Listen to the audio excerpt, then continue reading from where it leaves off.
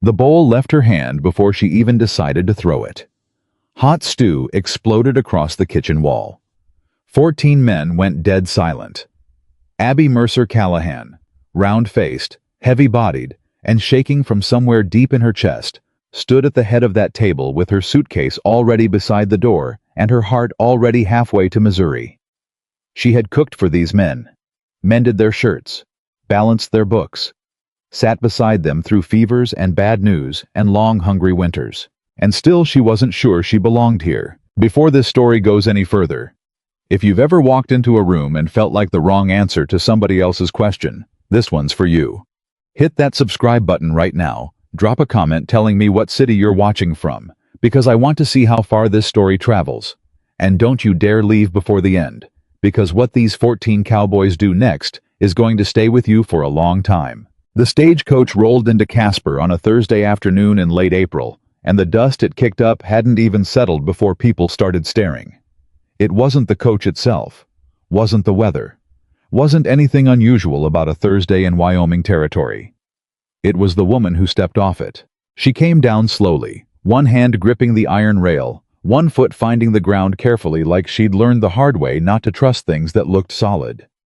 She wore a brown traveling dress that had been pressed once and wrinkled twice since then, and she carried a single battered suitcase that looked like it had crossed the Mississippi and barely survived the experience. Her chestnut hair was pinned up neatly.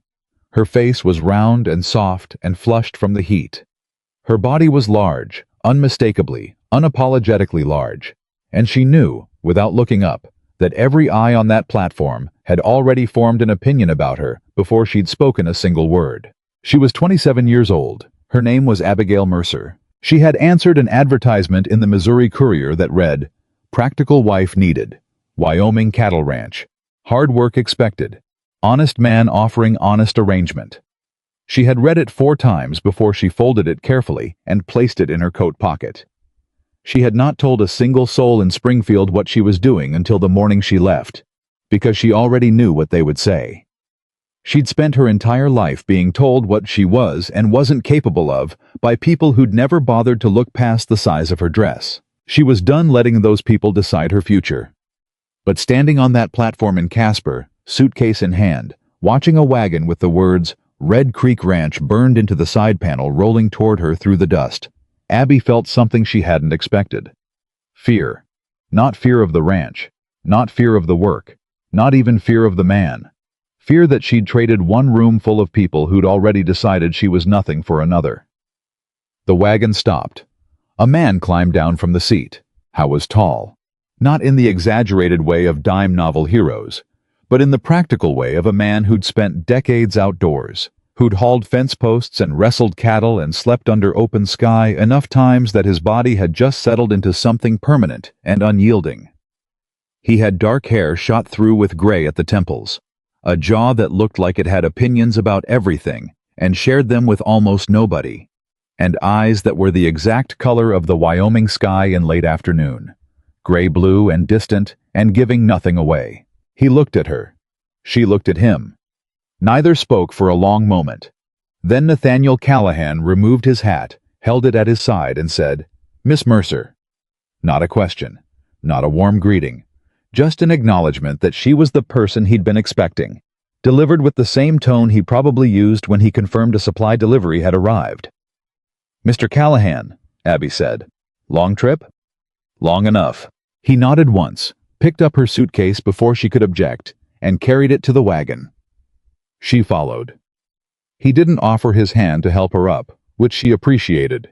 She didn't need help, and she didn't want to start this arrangement with him thinking she did. They rode the 17 miles to Red Creek without saying much. Nate pointed out landmarks the way a man recites facts: the ridge that flooded every spring, the creek that gave the ranch its name, the north pasture where the grass ran thin, the fence line that needed replacing before winter. I was informing her, not welcoming her. She understood the difference. What she was listening to wasn't his words. It was the weight behind them. The way a man talked about land he'd worked for so long, it had become part of his body. She could hear it in the way his voice changed slightly when he mentioned the north pasture, not softer exactly, but tighter. Worried. She filed that away. She filed everything away. They arrived at Red Creek as the late afternoon light turned the whole valley gold. The ranch was larger than she'd pictured. A main house, solid and square and practical. Several outbuildings. A long bunkhouse to the east. Corrals. A barn whose doors stood open wide. The kind of place that had been built to last by someone who intended to stay. And on the fence rail beside the main gate, like birds arranged by size, sat 6 ranch hands watching the wagon come in. By the time Nate brought the wagon to a stop near the house, there were more. Drawn out by curiosity, the way ranch hands always were when something broke the routine. Abby counted 14 of them before she stopped counting. She climbed down from the wagon herself, straightened her dress, picked up her smaller bag, and turned to face them. The silence lasted exactly 2 seconds before one of the men, heavy-set, weathered, somewhere in his mid-40s, with a hat pushed back on his head like he'd forgotten it was there, leaned toward the man beside him and said, just barely below speaking volume, "Callahan ordered himself a ranch wife and got somebody's Sunday cook." Laughter. Quiet. But there. Abby heard it. Every word. She had heard words like those every day for the better part of her life. In schoolrooms, in market lines, at church, in her own family's kitchen, from cousins who thought cruelty dressed in humor was still somehow kindness. She knew the script. She knew her line. She was supposed to color red and look away and make herself smaller, which was the great irony of being a fat woman. That the world was always demanding you become less visible, while making sure you never forgot how visible you were. She didn't color red. She looked directly at the man who had spoken. He held her gaze for half a second, then looked away first. Nate had gone still beside her. She felt the shift in him before she saw it. The kind of stillness a man gets right before he decides to say something sharp and permanent. She put one hand lightly on his arm. "Don't," she said, quiet enough that only he could hear. He looked at her. "Don't defend me yet," she said. "They don't know me." Something moved across his face that she couldn't fully read. Surprise, maybe. Or the beginning of something that might eventually become respect, if she gave it time. He said nothing. She picked up her suitcase and looked at the main house. "Where's the kitchen?" she asked. Nobody answered immediately. Jake Turner. Young, barely 20, thin as a fence post, and looking at her with the cautious expression of someone who'd learned early that new things were usually disappointing, finally pointed. "Through the back, ma'am, past the hallway." "Thank you," she said, and walked toward it like she'd been walking toward it all her life. The kitchen was a catastrophe. She stood in the doorway for a full 30 seconds and simply looked. It wasn't dirty exactly, it was neglected. There's a difference. Dirty means someone made a mess and left it. Neglected means nobody ever cared enough to make it right in the first place. The cast iron stove was layered with grease going back what looked like years. The shelves were disorganized in the specific way of a space that multiple people used without any of them taking ownership of it. The work table was scarred and stained. A cracked ceramic bowl sat beside the water pump. Dried beans were scattered across the bottom shelf, where a sack had split, and nobody had bothered. The pantry wasn't much better. Beans. Dried. 3 different kinds, all mixed together. Potatoes that needed to be sorted today, or lost by tomorrow. Onions. Salt pork wrapped in cloth that had seen better days. Beef bones she could work with. A bag of flour that was good, but plain. Dried herbs someone had hung optimistically and never used. Apples going soft in a wooden crate, a week past their best, maybe 2 weeks past what most cooks would accept. She accepted them, because Abby Mercer had grown up in a household that never had quite enough, and she had learned, from her mother, from necessity, from years of making something from almost nothing, that the question was never what you lacked. The question was what you could build from what you had. She set down her suitcase. She tied on her apron. She lit the stove. Nobody came to check on her. Nobody offered to help. Nate showed her briefly which room was hers. Small, clean, practical, with a window facing east. And told her supper was expected at 6. That was all. Fine. She had 5 hours. She sorted the potatoes first, cutting away the soft spots with precise efficiency and setting the good ones to boil. She broke the beef bones down and started a stock that she'd build through the afternoon. She sorted the beans and set a smaller portion soaking for tomorrow, using what was already pre-soaked in a pot she found forgotten at the back of the shelf. She worked the flour into biscuit dough with the focused calm of a woman who has made biscuits 10,000 times and stopped thinking about them consciously somewhere around the 5,000th. She cut the apples, the soft ones, the ones nobody else would have served, peeled them, sliced out every bad piece, and set them down with a small amount of the ranch's sugar supply and a fold of dried cinnamon she'd found tucked behind a tin of lard. She hummed while she worked, not loudly, just under her breath, an old hymn her mother used to hum in the kitchen in Springfield on Sunday mornings. Abby didn't even know she was doing it. At 5:30, Jake Turner appeared in the kitchen doorway. He stopped. The smell had reached the bunkhouse before the visual did, and his face had that particular expression of a young man whose body has already started responding to something before his mind has quite caught up. He stood there blinking at the pot of slow-simmering stew, at the golden-topped biscuits cooling on the shelf, at the copper pan where the apples were softening down into something that smelled like every good memory anyone had ever had. "Ma'am," he said. "You can sit down," Abby said, without turning from the stove. "Supper's 10 minutes." He sat down. When the other men filed in at 6 o'clock, they came expecting what they always got: beans from a pot that had been reheated twice, biscuits that could have knocked a man senseless if thrown with enough force, salt pork, coffee so thin you could read a newspaper through it. They sat down and waited. Abby came through the kitchen doorway carrying the first pot herself. She set it in the center of the long table, beef stew, deep brown and rich, with potatoes and onions and herbs that had bloomed open in the long, slow heat of the afternoon. She went back for the biscuits, stacked in a cloth-lined basket, still warm, layered and soft, and nothing like what these men were used to. She brought out the apples in a heavy bowl, amber and fragrant. Then she stood back. For exactly 3 seconds, not one of those 14 men moved. Then Jake reached for the ladle. After that, it was quiet. Not the uncomfortable silence of people who have nothing to say. The silence of 14 people encountering something that has stopped them completely, that has reached some part of them they'd stopped expecting to have reached. Forks moved. Bowls emptied.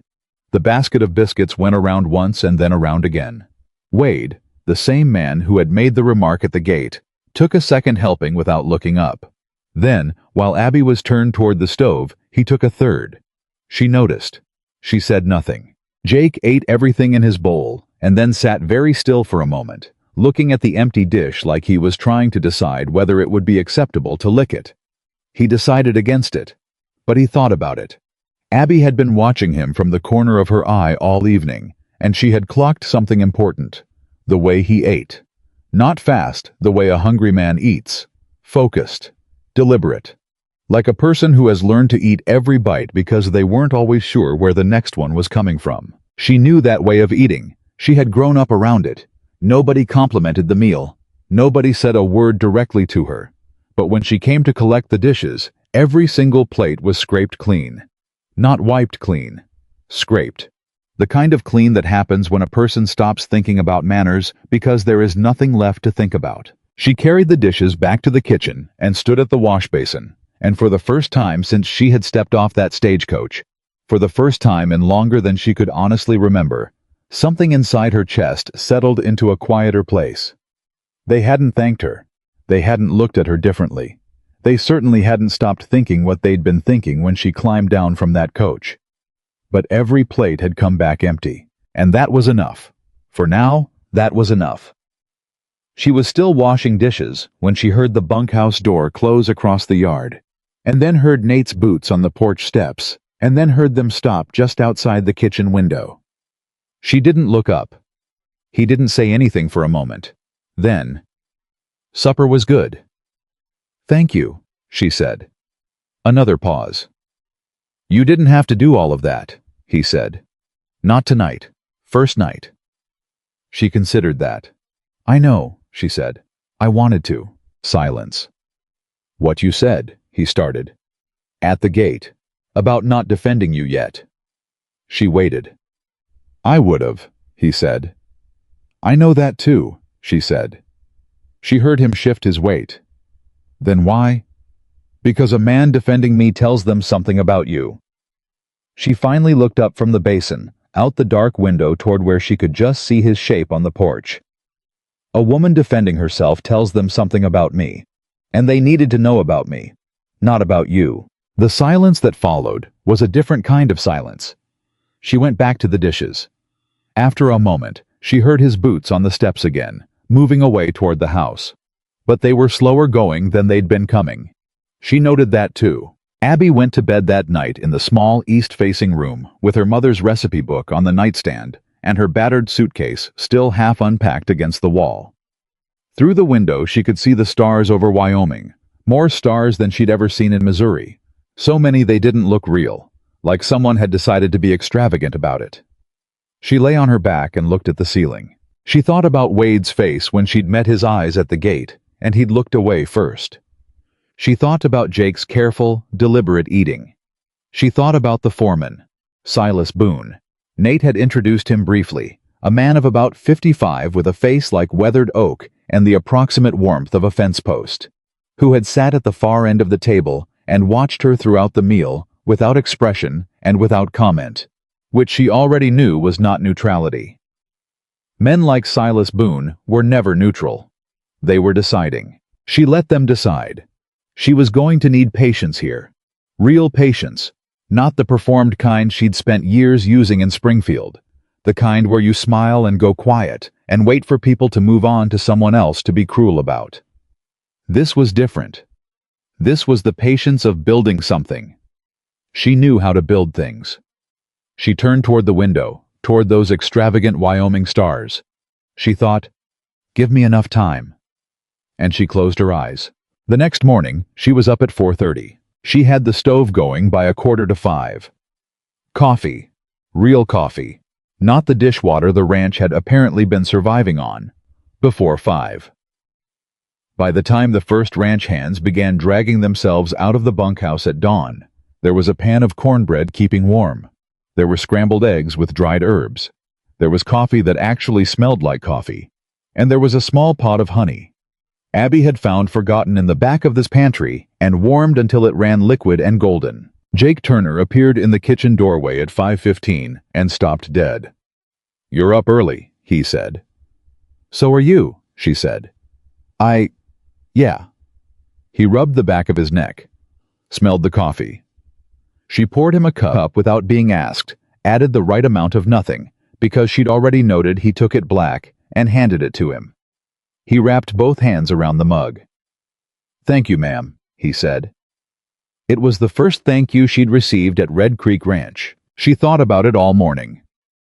By the end of the first week, the breakfast table was slightly louder. Not friendly, not yet, but less like a funeral.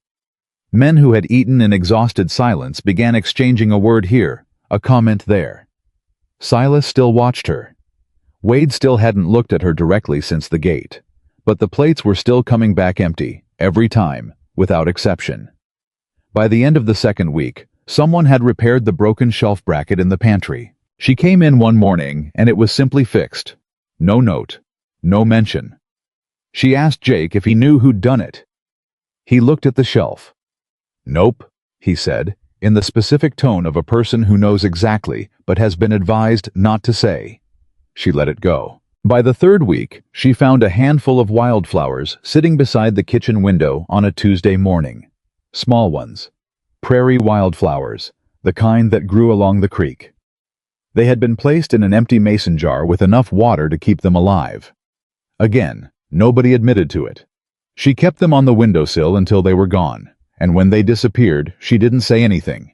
And when a fresh handful appeared 4 days later, she didn't say anything about that either. But she noticed. She was always noticing. And she was starting to understand something important about Red Creek Ranch. Something that the account books confirmed. Something that Nate's carefully controlled expressions confirmed. Something that the thinness of the salt pork portions, and the age of the flour, and the careful way Silas rationed the sugar confirmed. This ranch was struggling, not failing, Not yet. But struggling in the specific way of a well-built thing that has been slowly losing its footing in ground that used to be solid. The drought wasn't only this year's problem. She could see it in the records stretching back 2 and 3 years, in the way expenses had quietly crept up while income held steady and then began dropping. Someone had been managing the crisis by trimming edges. Not solving it, just trimming. Nate knew it. He was living inside it every day, with his jaw set and his eyes distant and his hands always reaching for the next problem to address. What he hadn't seen, because he was too close to it, was where the money was actually going. But Abby was going to find that out, because that was what Abby did. She watched, she listened, she added things up, and Red Creek Ranch, for all its dust and its rough edges and its 14 men who still hadn't entirely decided what to make of her. Red Creek Ranch had more going on beneath its surface than anyone standing on it had fully reckoned with yet. She was going to reckon with it. She was going to reckon with all of it.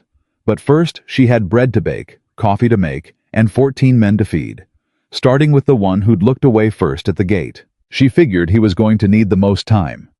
She had learned, from a lifetime of being underestimated, that the people who were quickest to dismiss you were often the people most afraid of what they'd have to admit if they didn't. She could wait. Wyoming had long winters. She had learned patience in harder classrooms than this one. She set the dough on the board and pressed her palms into it, and the kitchen filled with the warm, reliable smell of something being made from almost nothing, and outside the window. Red Creek Ranch was waking up in the cold Wyoming dawn, and somewhere across the yard, a door opened and boots crossed a porch, and the day began. She was still here. That was enough. For now, that was everything. She was up before the stars faded. That became the rhythm of Red Creek. Abby's rhythm, imposed quietly onto a ranch that had never had one before. 4:30 every morning. Stove lit by 4:45. Coffee ready before the first man dragged himself out of the bunkhouse and across the cold yard. She didn't announce this schedule. She didn't ask permission for it. She simply began doing it, day after day, until the ranch began organizing itself around her without anyone consciously deciding to let that happen. It was Jake who noticed first. About 10 days in, he appeared in the kitchen doorway at 5 in the morning, pulling on his jacket, hair still flattened on one side from sleep, and found the coffee already made and a pan of cornbread already wrapped in a cloth to hold the heat. He stood there a moment, taking it in. Then he said, almost to himself, "You don't sleep much, do you, ma'am?" "I sleep enough," Abby said. "What time do you get up?" "Early enough." He poured his coffee and sat down at the corner of the table where he always sat, and for a minute they were both quiet in the particular comfortable way of two people who have stopped needing to fill silence with noise. Then Jake said, "Ed, the men in the bunkhouse have been talking about the food." Abby kept her eyes on the stove. "Have they?" Not like before." He hesitated. "Different talking." She turned to look at him. He was young enough that his face still showed everything he was thinking before he could decide not to show it. Right now, it showed something between loyalty and discomfort, the specific expression of a young man trying to be honest without betraying anyone. "Jake," she said, "you don't have to protect anyone's feelings on my account. It's not that." He wrapped both hands around his mug. "It's just, Pete said last night that he can't remember the last time he sat down to a meal that tasted like somebody gave a damn. And then nobody said anything after that for a while." He looked up at her. "That's different, right?" Abby turned back to the stove. "That's different," she agreed. She had been watching them carefully, the way she watched everything, quietly, from a slight distance, with the focused patience of a woman who had learned that the most useful information was almost always what people revealed when they thought no one was paying attention. Jake, she had worked out inside the first week. He hid biscuits, not conspicuously.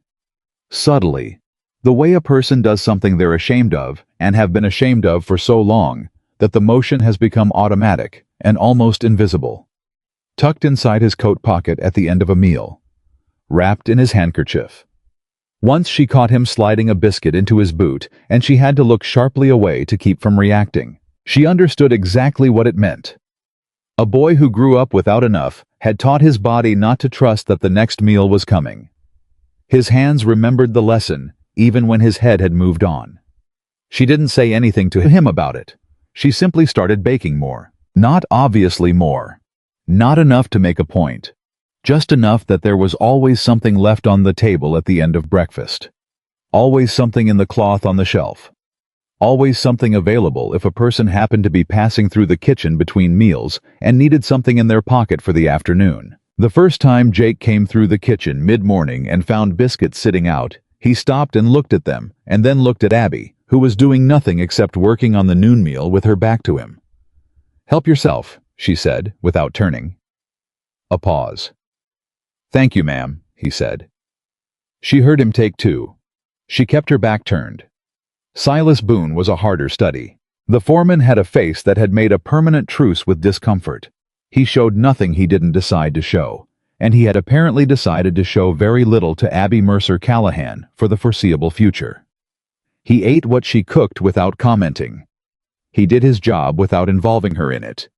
He managed the ranch hands with the same clipped efficiency he'd probably been using since before some of them were born, and if he'd formed an opinion about Nate's new wife, he was keeping it locked in a room she hadn't been given a key to yet. But she noticed his shoulder.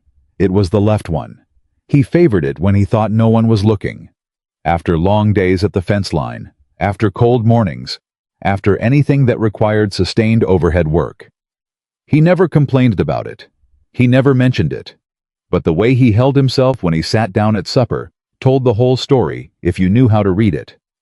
She started watching what he ate on those evenings. Hard things were trouble. Dense bread, tough meat, anything that required significant jaw or arm effort. He pushed those things to the side of his plate on the bad nights, quiet about it, eating what he could without drawing attention. She adjusted the menu without saying why. On the evenings when Silas came in from a long day, and she could see the tightness in the way he carried himself, supper would be something softer. A long-simmered stew. Tender braised meat that came apart without effort. Cornbread instead of the dense biscuits. Things a man could eat without fighting his own body. He never mentioned it. But one evening, about 3 weeks in, she looked up from the stove and found Silas standing in the kitchen doorway. Not asking for anything, not heading anywhere in particular. Just standing there with an expression on his weathered face that she couldn't quite categorize. "Something wrong with the menu?" she asked. "No," he said. Silence. "You need something, Mr. Boone?" "Nate's in the north pasture till dark," he said. "Thought you should know." "Thank you," she said. He nodded once and left. It was the longest conversation they'd had since she arrived. She counted it as progress. Wade Hollister remained the most complicated. He wasn't cruel exactly. Or rather, he wasn't consistently cruel, which was in some ways more difficult to deal with than simple cruelty would have been. Simple cruelty you could organize yourself against. Wade's particular brand of behavior was more like a man who had learned to use humor as a distance-keeping tool and kept reaching for it out of habit, even when part of him was already starting to suspect the habit wasn't serving him the way it once had. High-mod comments. Small ones. Not always loud enough for everyone to hear, but loud enough that the people nearby heard. And that was the point. The performance of it. The maintenance of a position. He'd staked out that first afternoon at the gate, and didn't quite know how to walk back from without losing something he couldn't name. Abby heard every one of them. She said nothing. She served him exactly what she served everyone else. She didn't poison his coffee. She didn't give him smaller portions.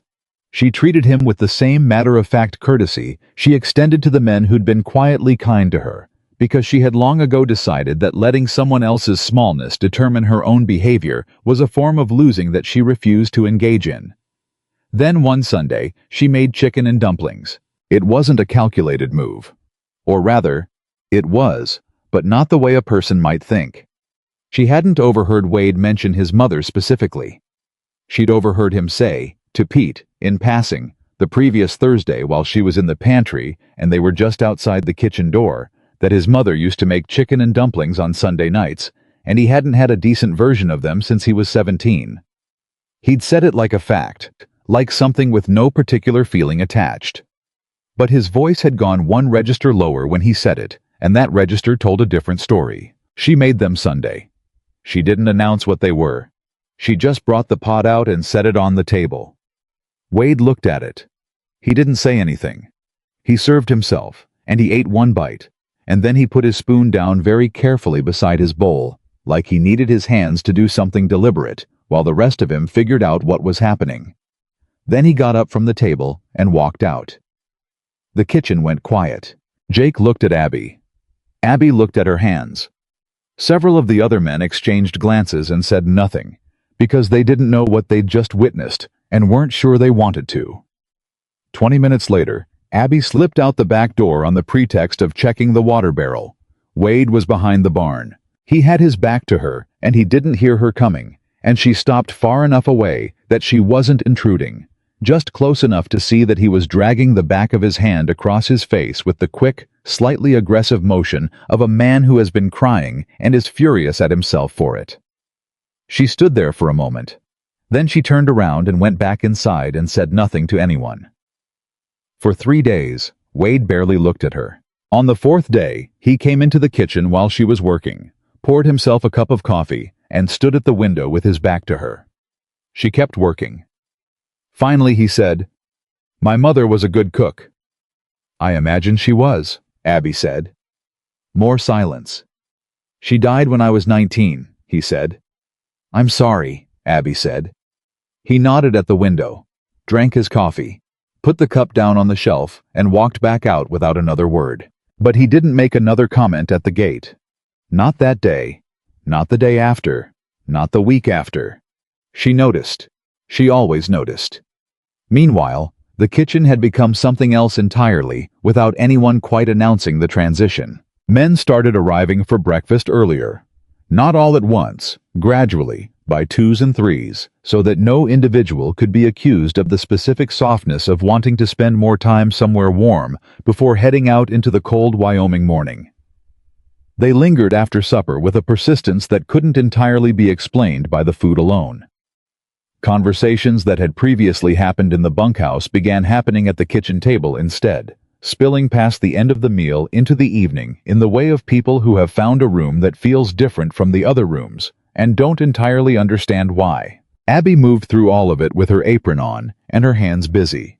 She listened. She learned that Pete had a sister in Colorado he wrote to every week and hadn't seen in 4 years.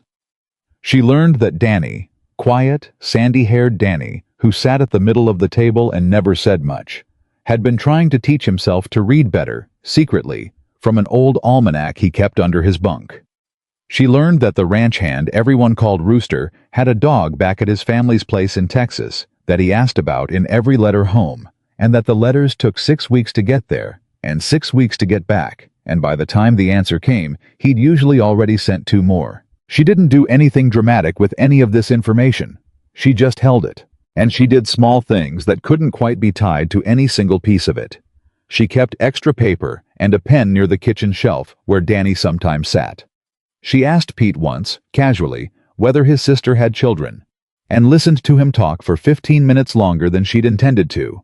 Because once Pete started talking about his sister's kids, it was clear he hadn't had anyone ask in a long time. She mentioned to Nate, quietly, that if there were any old books around the ranch that weren't being used, she could find a place for them in the kitchen. 3 days later, a small stack of books appeared on the kitchen shelf. She didn't ask where they came from. Danny started staying an extra 20 minutes after supper. Nate watched all of this. I didn't do it, obviously. He was too controlled for obvious. But Abby had become attentive to Nate in the specific way of a woman who lives closely with a quiet man and has decided that understanding him is worth the effort. She noticed when he stayed a few minutes longer than necessary at the kitchen door in the evenings. She noticed that his coffee breaks, which had initially been businesslike and brief, had begun stretching in ways that seemed slightly disconnected from his awareness of them. He would come in for coffee, and she would say something, and he would answer, and then somehow 15 minutes would have passed, and he'd be standing there with an empty mug, looking faintly surprised at himself. She didn't tease him about it, but she made sure the coffee was always strong. "You weren't what I expected," he said one evening. They were the only ones in the kitchen. Outside, The last of the light was doing something dramatic over the ridge, but Abby was focused on the pot she was washing, and Nate was leaning against the doorframe with his arms folded, in the way he stood when he was thinking something he wasn't sure he was going to say. "I know," she said. "I didn't mean—" He stopped, started again. "I meant it as a—" "I know what you meant," she said. She didn't say it with an edge. It was just the truth. She had understood the moment she stepped off that coach that she was not what anyone had been picturing. She had long since made her peace with being an unexpected quantity. Nate was quiet for a moment. "What did you expect?" he asked. "When you answered the advertisement," she considered. "Someone practical," she said. "Someone who needed the arrangement as much as I did." "And?" She looked up at him then. "You're both of those things," she said. "So I'd say I got what I expected." Something shifted in his expression. Not warmth, exactly. Nate Callahan didn't do warmth in ways that were easily identifiable. But something loosened, slightly, behind his eyes. "The kitchen window's been leaking cold air since October," he said. "I'll fix it before the hard freeze comes in." It was not a romantic statement by any reasonable measure. But he said it like it mattered. Like she mattered. Like keeping her warm was something he'd decided was his job, and he was going to do it the way he did everything. Without flourish, without announcement, just quietly and completely. She turned back to the pot. "Thank you," she said. He repaired the window 2 days later. He did it himself, without sending one of the hands to do it, which he absolutely could have done. He spent an afternoon on it while she worked around him, and they talked about small things. The north pasture, the price of feed, whether the apples would hold until spring. And it felt, for those hours, less like a business arrangement, and more like two people simply being in the same space, and finding that unremarkable and comfortable. She thought about it that night before she fell asleep. Then, on a Thursday morning near the end of the second month, she found what she'd been slowly building toward without entirely knowing it. Nate had left the ranch account books on the kitchen table. Not intentionally. She had found them there before, usually when he'd been working late, and simply left them where he stopped. She had replaced them on his desk without looking. This morning, she looked. She told herself she was only going to glance. 45 minutes later, she was sitting at the kitchen table with the lamp burning, and the morning light coming through the repaired window, and 3 pages of the ledger open in front of her, and something cold and very clear had settled into the center of her chest. The purchasing records were the problem. Specifically, the supply contract with a merchant out of Cheyenne named Cuthbert & Sons, which was currently running the ranch approximately 30% above what comparable goods could be sourced for from 3 different local suppliers she could name off the top of her head. The contract had been in place for 2 years. The numbers in the ledger showed consistent overcharging, consistently paid, month after month, year after year, with no record of renegotiation. She sat with that for a long moment. Then she turned back several pages and found something else. The Cuthbert & Sons contract had been recommended in writing, and the handwriting on the recommendation letter folded into the back of the ledger didn't belong to Nate. It belonged, she was almost certain, based on the 2 notes she'd received in the same hand, to someone connected to the Beaumont family, Lydia Beaumont's family. She closed the ledger carefully. She replaced it exactly where she had found it. She went back to making breakfast, and she stood at that stove, and she let her mind work through what she had found, the way her hands worked through dough, methodically, without panic, turning it over and over until she could feel where the problem was and what needed to be done about it. She didn't say anything to Nate that morning. She needed to be certain before she said anything, and she needed to understand exactly what she was looking at before she decided who needed to know it. But that afternoon, while the noon meal was settling and the ranch hands were back at work, Abby Mercer Callahan sat down at the kitchen table with a pencil and a sheet of paper and began doing what she had always done when the world gave her a problem it thought was too big for her. She added it up, all of it, every line, every number, every discrepancy. And what emerged from those numbers was a picture of something that had been draining Red Creek slowly and quietly for 2 solid years. Not a catastrophic loss, not a single devastating blow, but a steady bleed that was perfectly calibrated to be easy to miss if you were a man who was also managing cattle prices and drought conditions and the 100 other daily crises of a working ranch. Perfectly calibrated. She pressed her pencil harder into the paper. Outside, she heard the ranch hands coming back in from the south fence. She heard Jake's voice saying something to Pete, and Pete laughing. She heard Silas's boots on the porch boards, the particular uneven rhythm of a man whose left shoulder ached in cold weather.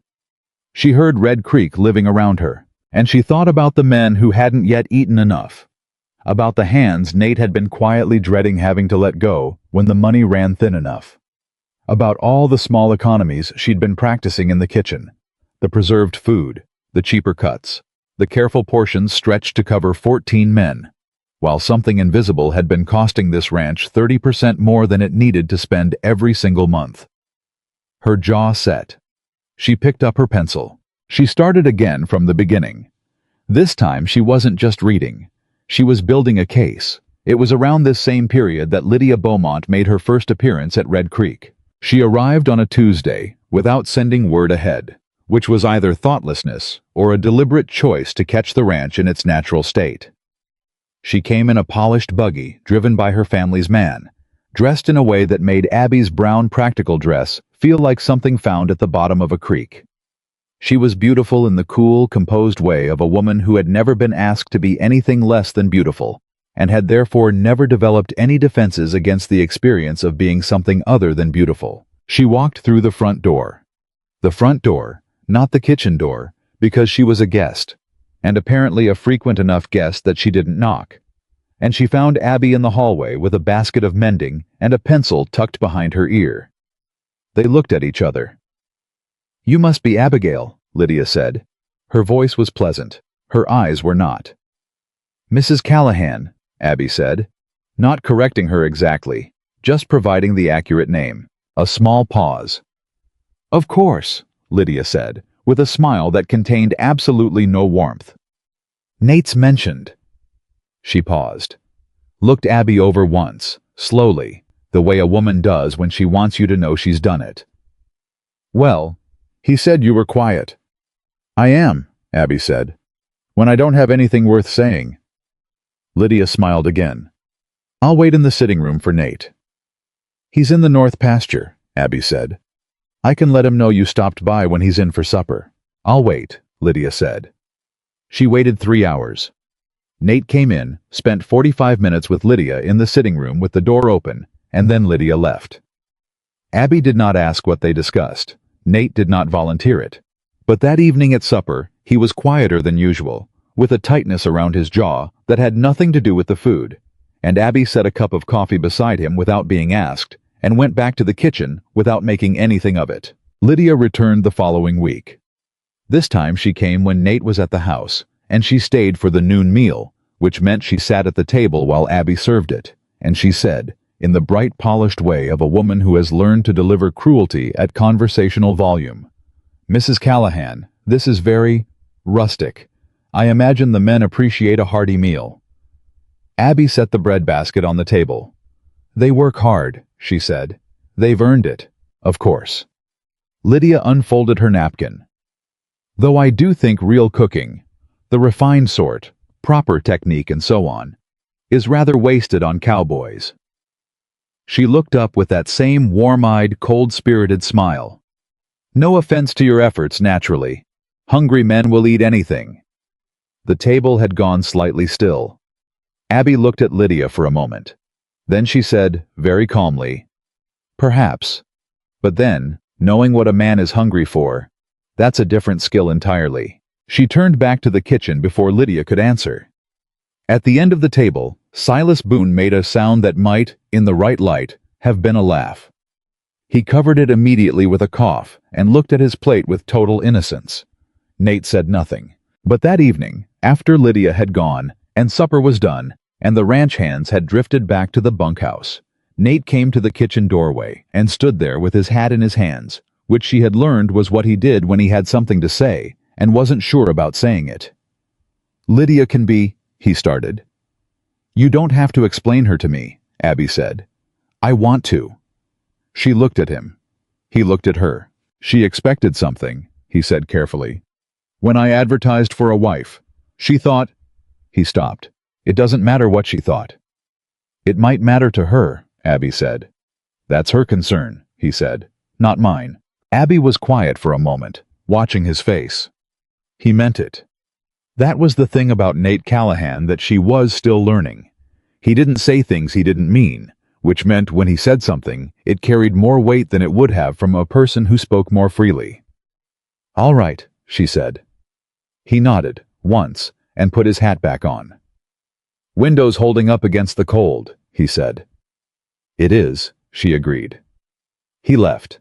She stood in the kitchen for a minute after he was gone, her hand resting on the back of a chair, and she thought about the account books, and about Lydia Beaumont's family, and about the careful, calibrated 30% drain she'd found in the ledger, and she thought about Nate's face when he said it doesn't matter what she thought, and she thought about 14 men who were beginning to arrive early to breakfast, and stay late after supper, and leave wildflowers beside her window without admitting it. She thought about all of it. Then she picked up her pencil from the shelf. She went back to work. Because the numbers were almost there. She was almost certain. And when she was certain, everything at Red Creek Ranch was going to change. The letter arrived on a Wednesday. It came with the regular post from Casper, tucked between a seed catalog and a supply invoice, and it had Missouri postmarks on it, and handwriting that Abby recognized before she even fully registered what she was seeing. Her Aunt Clara's handwriting. Careful, slightly cramped. The letters pressed hard into the paper, the way a person writes when they're trying to make sure every word lands with its full weight. Abby stood in the hallway and read it once, fast. Then she sat down on the bench by the front door and read it again, slowly. Her mother's property. The small house on Birch Street in Springfield where Abby had grown up, where she had learned to cook in a kitchen half the size of the one she was standing 30 feet from right now, where her mother had died 3 years ago, with her recipe book on the nightstand and her cast-iron skillet hanging by the stove, was being disputed. A creditor Abby had never heard of had filed a claim against the estate, citing a debt her mother allegedly owed, documented in papers that Abby's aunt said didn't look right, but that the county clerk was treating as legitimate. If Abby didn't appear in person within 30 days to contest the claim, the property would be sold to settle the debt. 30 days. She folded the letter. She sat with it in her hands for a long moment, listening to the sounds of Red Creek moving around her. The clank of something in the barn. Jake's voice across the yard. The wind off the ridge that had picked up in the last week as the season started its long turn toward winter. She thought about her mother's kitchen. The smell of it. The particular slant of light through the east window in the morning. The recipe book with the cracked spine that she'd memorized so completely she could recite it backward in her sleep. The cast-iron skillet that had belonged to her grandmother before it belonged to her mother and was supposed to belong to Abby now. She made her decision in about 90 seconds. She went to find Nate. How was in the north pasture, which was where he spent most of his days now that the fence line was giving trouble again, and she walked out to him rather than waiting, which she knew he would read as significant because she had never done it before. He saw her coming from 50 yards, and his posture changed. Not dramatically, but she had learned to read the small shifts in his body the way she read everything else, and the one she was seeing now was the one that meant he was bracing. She told him simply and directly. The letter, the property, the timeline, the need to go back to Missouri in person and deal with it. He listened without interrupting, which was one of the things she had come to rely on about him. When she finished, he was quiet for a moment, looking at the fence line rather than at her, which was also something she had come to recognize. He looked away when he was feeling something he hadn't sorted out yet. How long? He asked. 2 weeks, maybe 3. He nodded. And then he said it. The words that would detonate everything, though neither of them understood that yet. If you need to go, he said, still not looking at her. I won't stop you. She heard it, and the bottom dropped out of something in her chest. She waited for what came after it. For I'll go with you, or we'll figure this out together, or even just come back soon. She waited for him to turn and look at her the way a husband looks at a wife when he understands what it costs her to ask for something. He didn't say any of those things. He looked at the fence line, and he gave her permission to leave, as if she were a ranch hand requesting time off. And in that moment, every doubt she'd been carefully keeping in a sealed room inside herself broke the lock and came flooding out all at once. She heard, "You are free to go, because keeping you was never the point." She heard, "I won't stop you because losing you doesn't matter enough to try." She said, "All right," in a voice that came out flat and controlled, and she turned around and walked back to the house before he could see anything in her face. She spent the afternoon in the kitchen, and she was very, very quiet. Jake noticed. He came in for his mid-afternoon coffee and took one look at her and opened his mouth and then thought better of it and just poured his coffee and sat down without saying anything. She appreciated that. She was in no condition for conversation. By evening, she had packed half her suitcase in her mind. By the time supper was on the table, something in her had gone to a place past hurt and landed on something colder. She had spent 27 years letting people's indifference define the shape of her life. She had come to Wyoming specifically to stop doing that. And here she was, standing in a kitchen she had made into something real, cooking for 14 men who had stopped being strangers, married to a man who had looked at the fence line instead of at her when she'd told him she needed something. She set the stew on the table, harder than she intended to. Wade looked at the pot, and then looked at her face, and looked immediately back at the pot. Smart man. Nate came in late. He sat at his end of the table. He looked at her once, and she kept her eyes on what she was doing, and something shifted in the room, the way it does when two people are carrying something heavy between them, and everyone else can feel the weight without being able to see what's in the bag. They ate. Afterward, Abby cleared the dishes, and Nate said her name from the doorway. She set down what she was carrying, turned around. He was standing there with his hat in his hands, and he looked, for the first time since she'd known him, like a man who was not quite sure what to do with himself. "I've been thinking," he said, "about what I said today." "Have you?" "I said it wrong." "Which part?" she asked. Her voice was careful, level. He looked at her directly now. "All of it." "Then say it right," she said. "Tell me what you meant." And that was when Nate Callahan, who had spent the better part of 2 decades managing his life into a shape that would never require him to lose anything again, discovered that there was no version of this conversation that didn't require him to risk something. He had been so careful, so deliberately, exhaustingly careful. With his words, with his distance, with the particular architecture of a life designed to function well without depending on anyone who could eventually leave. He had confused control with safety. He had confused silence with strength. And standing in that kitchen with Abby, looking at him with her arms folded and her chin up and her eyes doing that thing they did where they saw exactly what you were and waited quietly for you to either rise to it or fail. He understood, with a clarity that arrived too late, and maybe not too late, that he had spent 2 months building something with this woman without ever being honest with himself about what he was building. "I meant," he said slowly, "that I don't have the right to ask you to stay if you need to go." "That's not what you said." "I know what I said." His jaw tightened. "I said it wrong."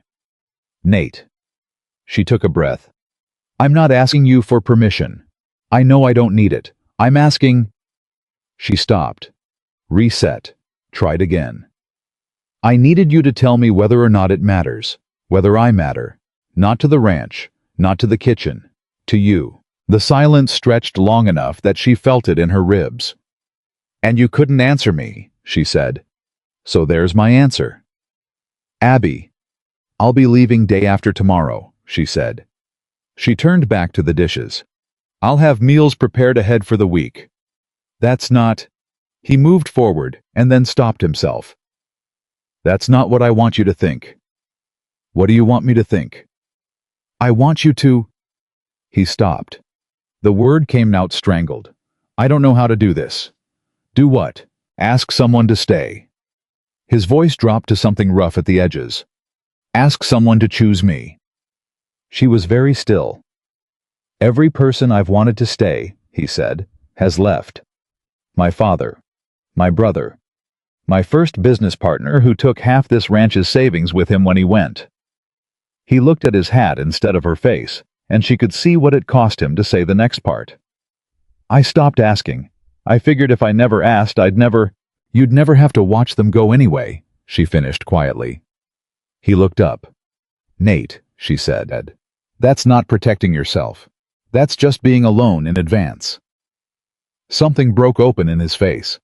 It lasted only a second before he got it back under control, but she saw it, and she filed it away with everything else she'd ever seen in him that he thought he was keeping hidden. I don't want you to leave, he said. It came out rough and direct, like a man saying something he'd decided to say before he could think better of it. He stopped. I want you to go handle your business in Missouri, and I want you to come back. It wasn't enough. She could feel it wasn't enough, and she could also feel that it was the truest thing he'd said in 2 months, and those two facts sat beside each other in her chest without resolving into anything clean. Then why didn't you say that? She asked. Because I was afraid you'd already decided not to. The kitchen was very quiet. Had you? He asked. Before today. She looked at him for a long moment. No, she said. I hadn't. He exhaled.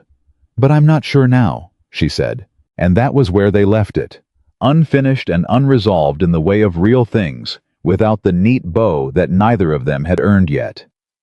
She went to bed. He went to the sitting room, and the house held its breath. She told herself in the morning she was still thinking. By noon, she had almost talked herself into something that resembled a plan.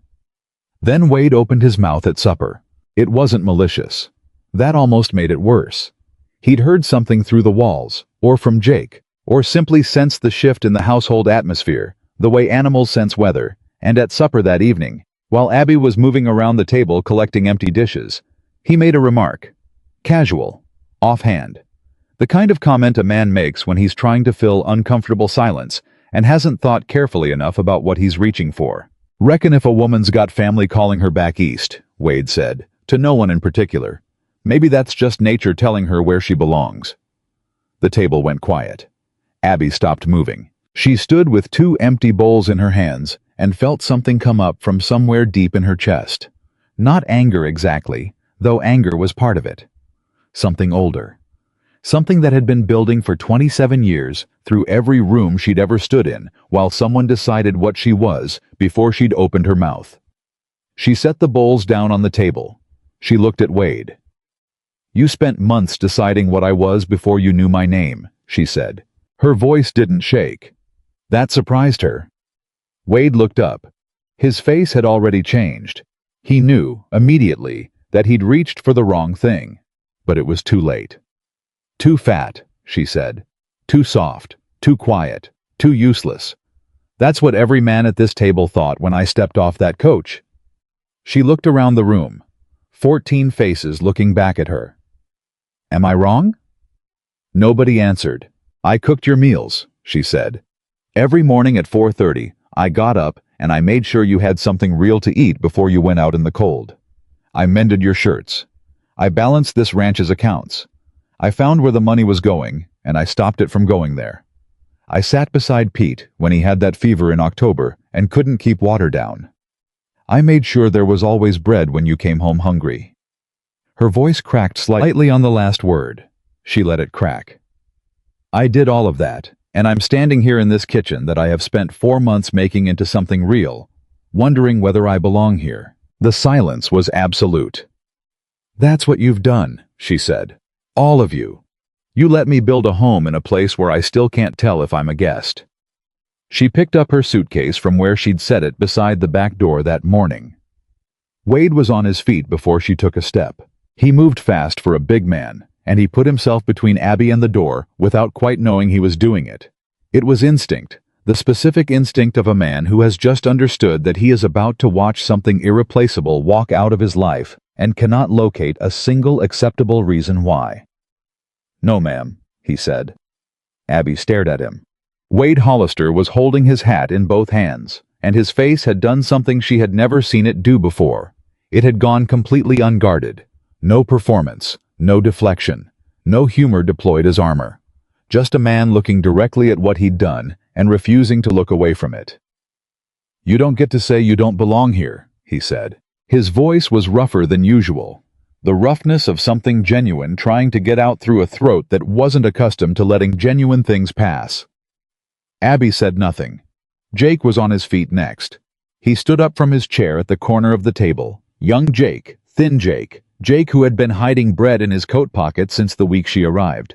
And when he opened his mouth, his voice was steady in a way that didn't entirely match his age. "I used to put biscuits in my pockets," he said. "After every meal. You know that, ma'am." She looked at him. "I grew up not knowing when the next one was coming," he said. "So I always kept something. Just in case." His eyes were bright. "First week you were here, I came through the kitchen in the morning, and you'd left biscuits sitting out. You didn't make anything of it. You didn't look at me different. You just said help yourself, and kept your back turned." He swallowed. "I haven't put a biscuit in my pocket since." Something happened in Abby's chest that made it very difficult to keep her face in its current arrangement. Pete stood up. "You sat beside me for 2 nights when I had that fever," Pete said. "You didn't have to do that. That ain't in any arrangement anybody made. You just did it." Another man stood. Then another. Rooster, who almost never spoke, stood up and said, in a voice like gravel being poured from a bucket, "My dog died back in Texas last month. Got the letter 3 weeks delayed. Didn't tell anybody." He looked at his hat. "You left extra biscuits that morning. Don't know how you knew, but you knew." Abby looked at him. She had noticed him that morning. The way he'd sat at the table and looked at his coffee for too long before drinking it. The set of his shoulders. She hadn't known about the dog specifically. She'd just known something had happened. She filed that information away in the part of her that would cry later, when she was alone. Danny stood up. He was holding something. The almanac, the one she'd known about for weeks. "I can read a full page now," he said, without stopping. He looked down at the book. "I couldn't before you got here." Silas stood last. He stood slowly, with the deliberate movement of a man whose shoulder was giving him trouble, and who had decided to stand up anyway, which said everything that needed saying without a word. "In 20 years on this ranch," Silas said, "I have watched 3 crews of men go through that bunkhouse. Good men, hard workers, men who did their job and moved on." He looked around the table. "I have never seen a crew eat breakfast together by choice. I have never seen men linger after supper. I have never seen Danny with a book, or Rooster talk about his dog, or Wade cry behind the barn." Wade opened his mouth. "Don't," Silas said, without looking at him. Wade closed his mouth. "The men aren't better because the food is better," Silas said. He looked at Abby. "They're better because someone in this house started treating them like they were worth feeding properly. And they figured out how to be worth it." He cleared his throat. "That's you, Mrs. Callahan. That has been you from the first week." Wade turned back to Abby. He stood in front of the door, and he kept standing there, and his voice was low and direct when he spoke. "I laughed at you this day you arrived," he said. "I said something that no man should say about a woman who hasn't had a chance to show him who she is. And every day since then, you have shown me exactly who you are. Every single day." He shook his head. "I am standing here because I owe you that much, because I am making up for what I did." He looked at her. "If you're leaving because you've got business in Missouri, we'll help you pack, and we'll be here when you come back," he said.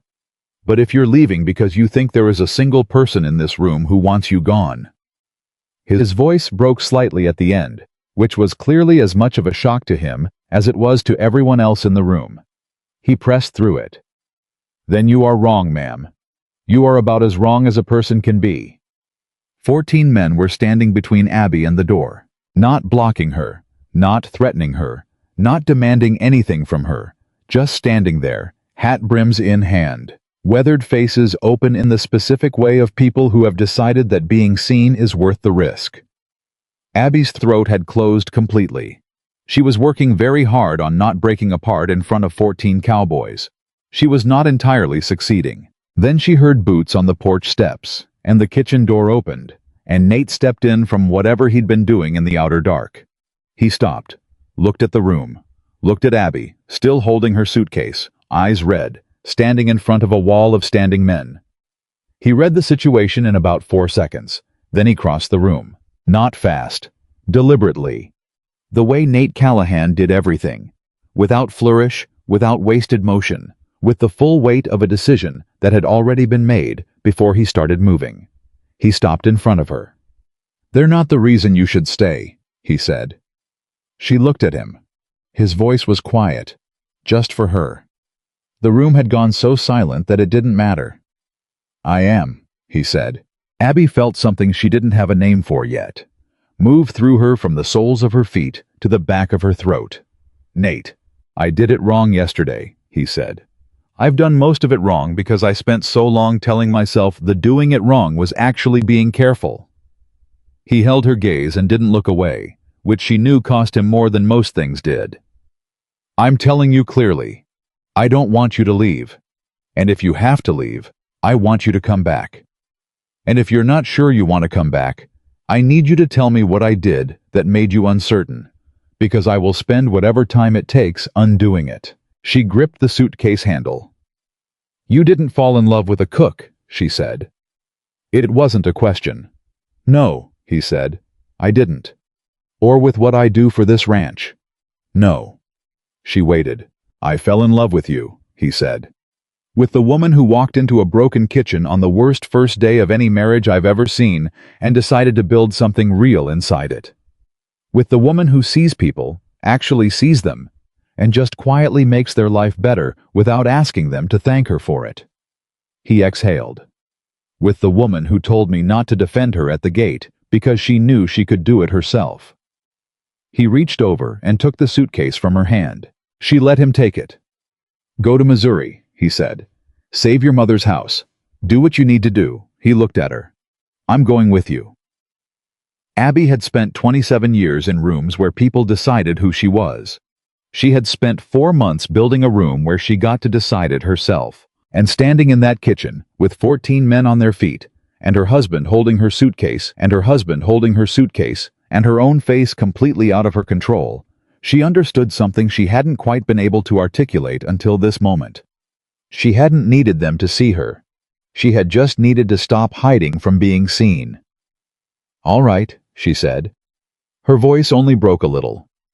Wade exhaled like a man who'd been holding his breath for 10 minutes. Jake sat back down and put his face in his hands.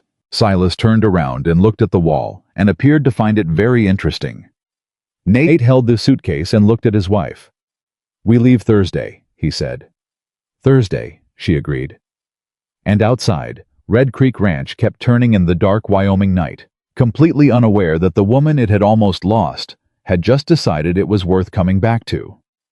They left Red Creek on a Thursday morning before the sun was fully up. Nate had the wagon ready by 5, which meant he'd been up before 4, which meant he hadn't slept much, which meant neither had Abby, because she'd heard him moving around the house in the dark hours, and had lain still and listened to the sound of a man who didn't know how to be still when he was worried about something. She appreciated that he was worried. She appreciated it more than she'd expected to. Jake was at the gate when they rolled out. I was supposed to be sleeping. He was very obviously not sleeping, standing there in his coat with his hat pulled down and his hands shoved in his pockets, and when the wagon came through the gate, he lifted one hand in a wave that tried very hard to be casual and failed completely. "Back in 2 weeks," Nate told him. Jake nodded, looked at Abby. "We'll keep the kitchen from burning down." "I'd appreciate that," she said. He stepped back. The wagon moved on. She looked back once, at the gate of Red Creek, at the dark outline of the bunkhouse where she knew 13 other men were sleeping or pretending to sleep, at the kitchen window that caught the first gray light of the morning and held it for a moment before the wagon rounded the ridge and the ranch disappeared behind them. She turned forward. Missouri was 12 days by coach and rail, and she had a property dispute to win. The trip itself remade something between them that had been slightly out of alignment since the beginning. Away from the ranch, away from the daily machinery of meals and accounts, and 14 men and a foreman who watched everything with quiet judgment. Nate and Abby occupied the same space differently.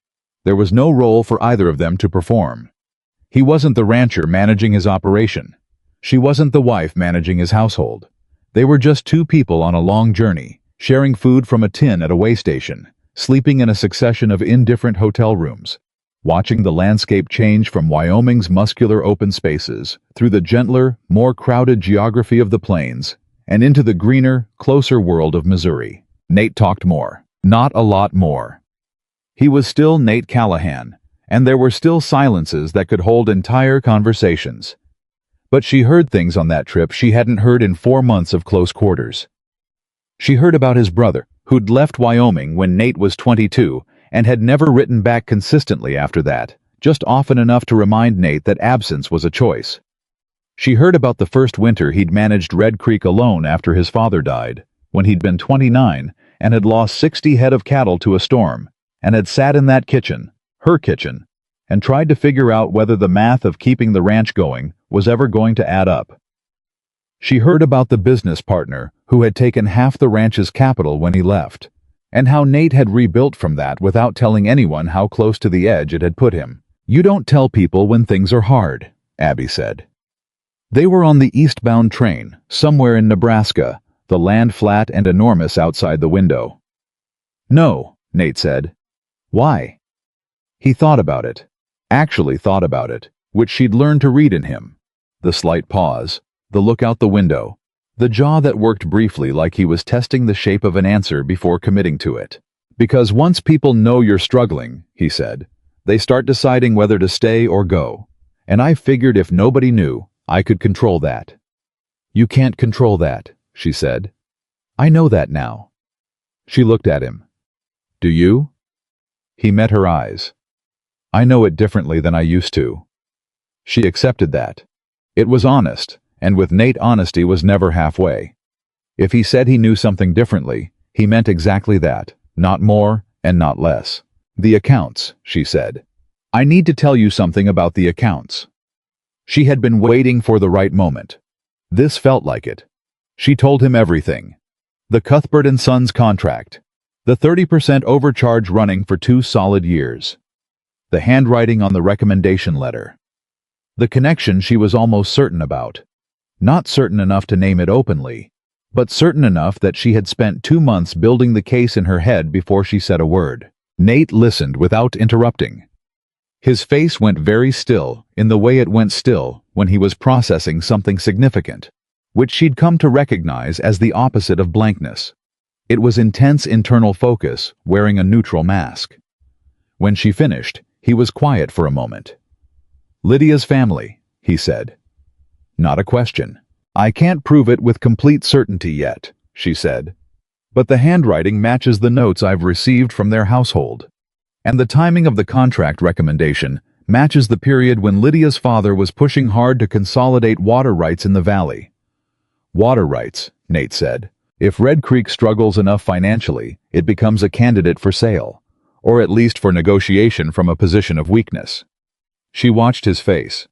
Someone who wanted the valley's water allocation to shift toward the Beaumont land would benefit from Red Creek being financially weakened over time. Nate said nothing for a long moment.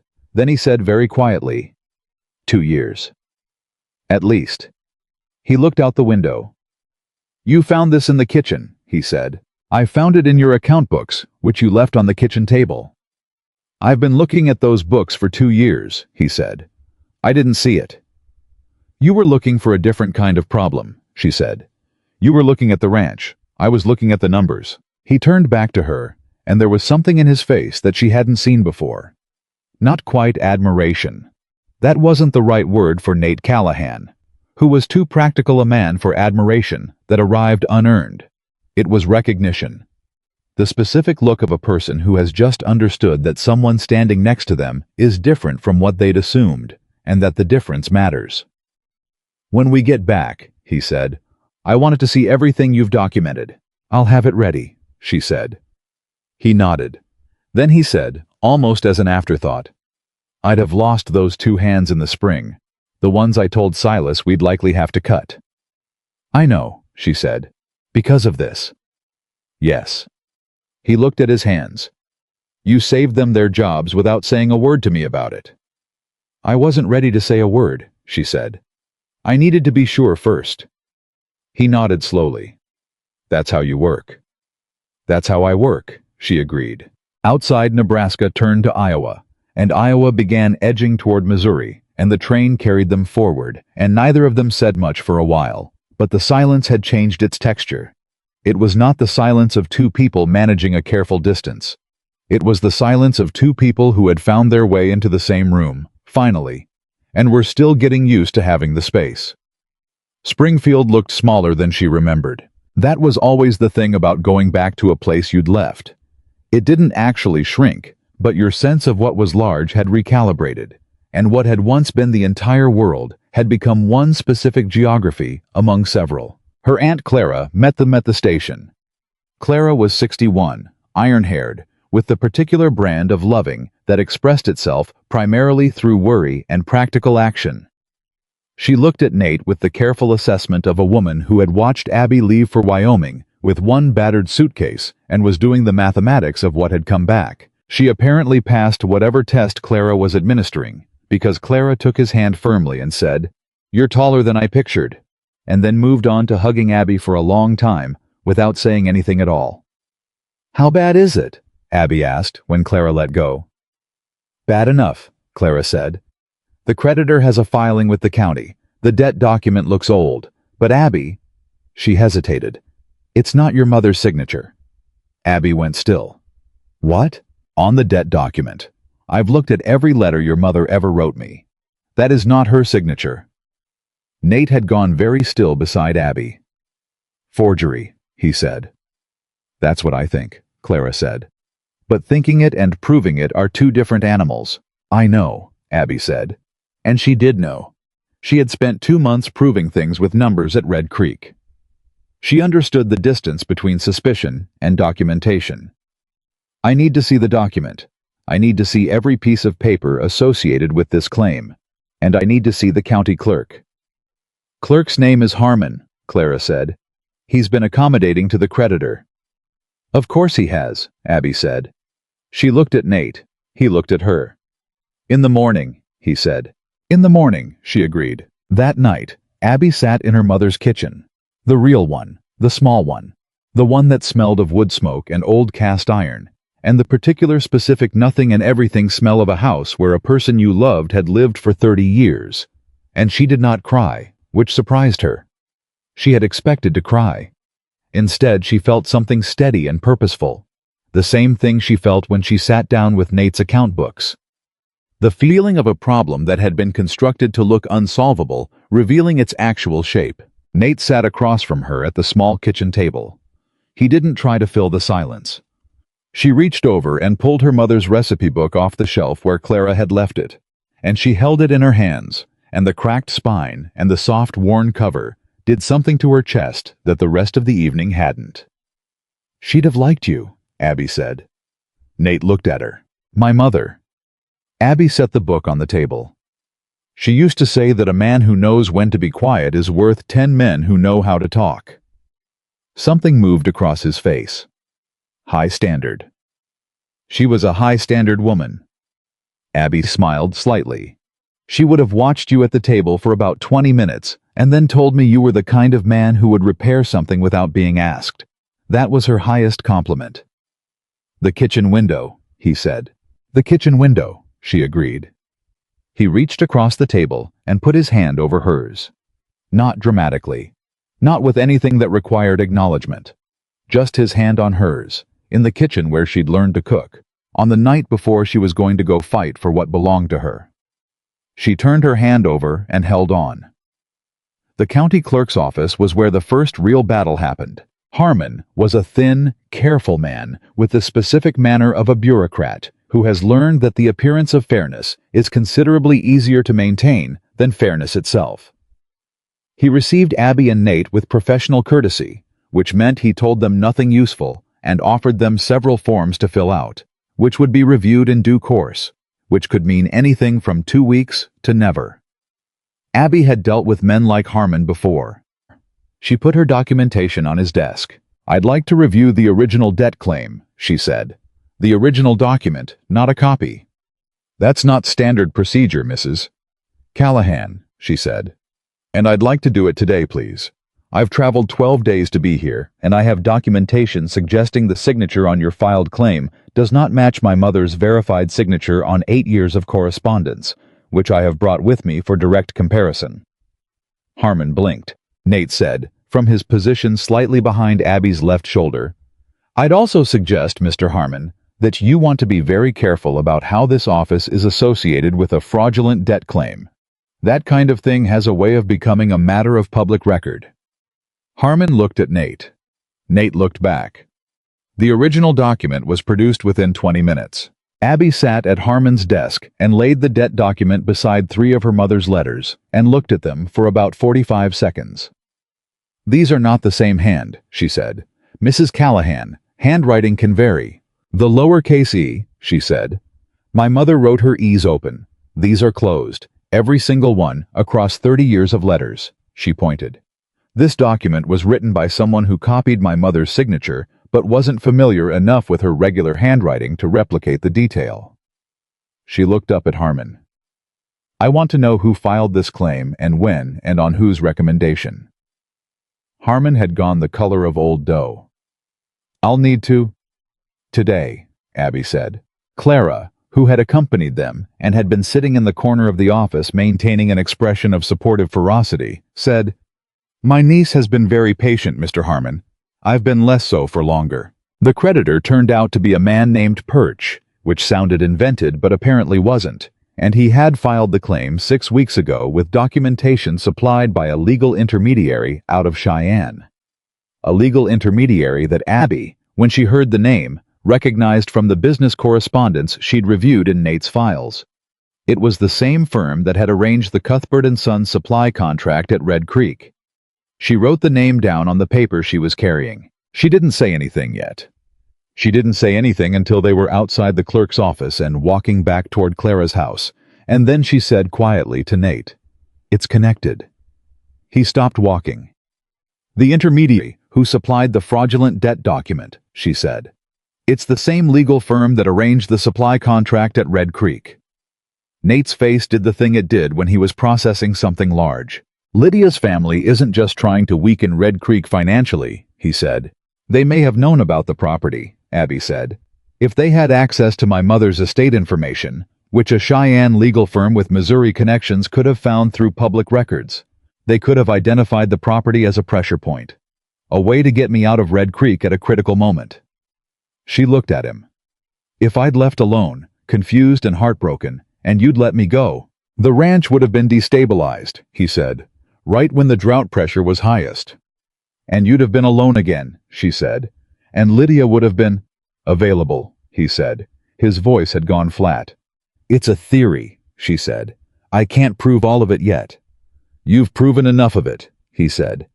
"And I intend to take what you've documented back to Wyoming and hand it to the county judge personally." She looked at him. "When? After we've handled this?" He started walking again. "One thing at a time." They were back in Harmon's office the following morning with Clara's pastor, who had known Abby's mother for 20 years and could provide signed testimony about her handwriting, and a letter from the bank in Springfield, where her mother had conducted business for 3 decades, confirming that the signature on file with them did not match the signature on the debt document. Harmon, who had clearly spent the evening reconsidering his association with this particular situation, produced a date stamp and began processing the counterclaim before Abby had finished laying out her documents. The fraudulent debt claim was formally dismissed 4 days after they arrived in Springfield. The house on Birch Street was legally and unambiguously Abby's. She stood outside it that afternoon. The small house, the peeling paint, the front step that had needed replacing for 10 years, and felt something she hadn't expected. Not triumph, something quieter. The specific piece of a thing being put right after it has been wronged. Nate stood beside her. "You could rent it," he said. "Keep the income." "I know," she said. "Or sell it and put the money into Red Creek's operating fund.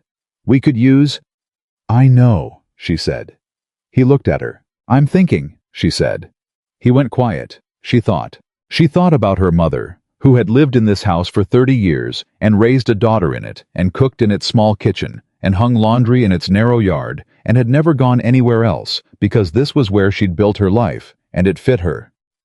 She thought about what it would mean to keep it, to pay someone to maintain it from 1,200 miles away, to come back occasionally and stand outside it, feeling this same specific mixture of grief and gratitude.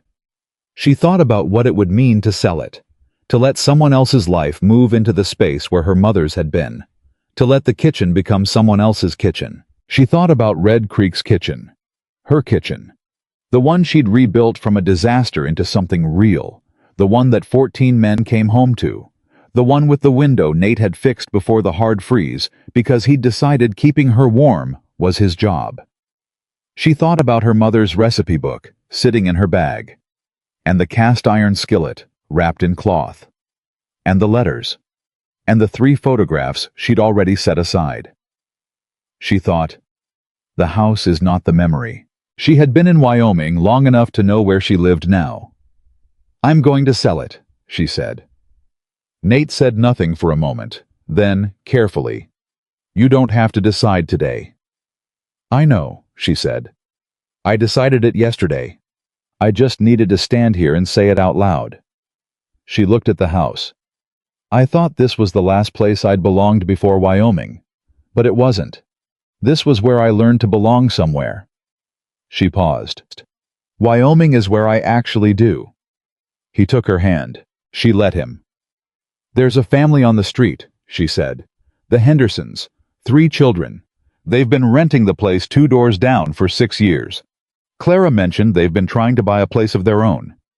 Sell it to them, Nate said, without hesitation. Below market, she said. That's your call to make, he said.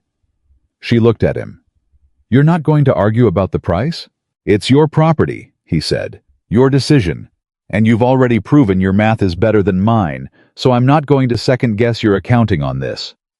She laughed. It came out slightly watery, because she was still standing in front of her mother's house, and she still had grief in her somewhere that hadn't finished its work. But it was real laughter, the kind that arrives without permission, in the middle of something tender, and makes the tender thing easier to carry. That might be the most romantic thing you've ever said to me, she told him. He looked faintly alarmed, then looked away, then looked back. That's a low bar. Work with what you've got, she said. He squeezed her hand once.